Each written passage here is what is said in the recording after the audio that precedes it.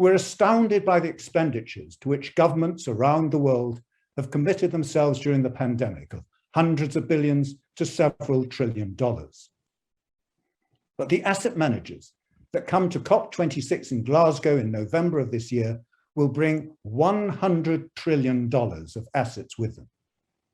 The stock of accumulated private wealth dwarfs the flows that come from public borrowing and taxation.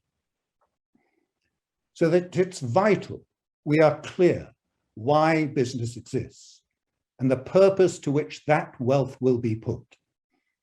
It's not simply to accumulate more of it.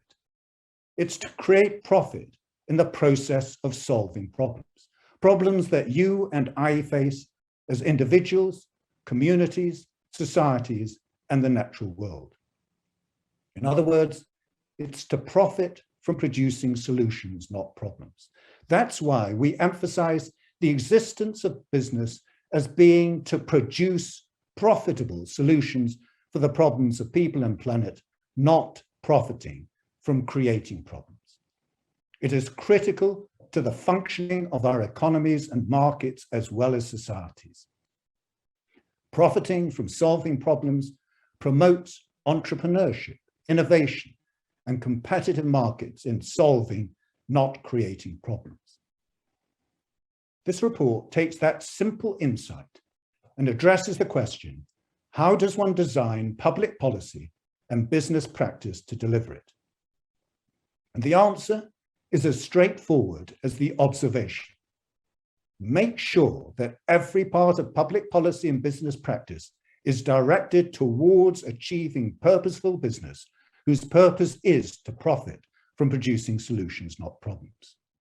And there are two key mechanisms that underpin this. The first is to make it easier for companies to implement corporate purposes. And the second is to hold them to account for doing it, what we term implementation and accountability.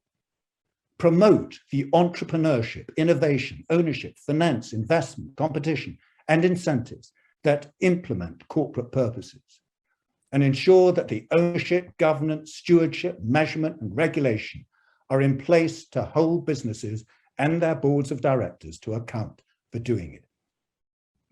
Without that implementation, companies lack the resources, drive, and support to adopt corporate purposes of solving problems. Without that accountability, corporate purpose statements lack conviction and fail to build trust.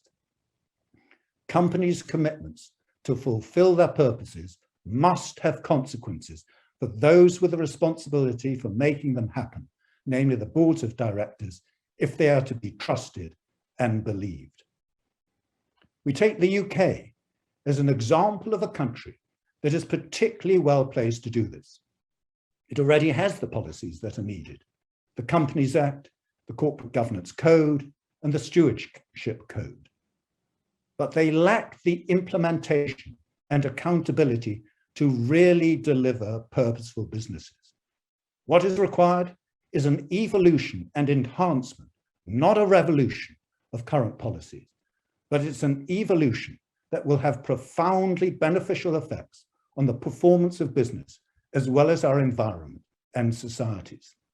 We hope that this will be seen as a landmark report that lays the foundations for the most coherent and comprehensive program of reform proposed to date that can be adopted by businesses, small and large, around the world. And we hope that it will provide a unifying message around which every one of us can rally, not just as business leaders, investors, policymakers, and regulators, but also as consumers, employees, communities, students, researchers, educators, and citizens of the world, for the sake of all our well-being, flourishing, and economic prosperity.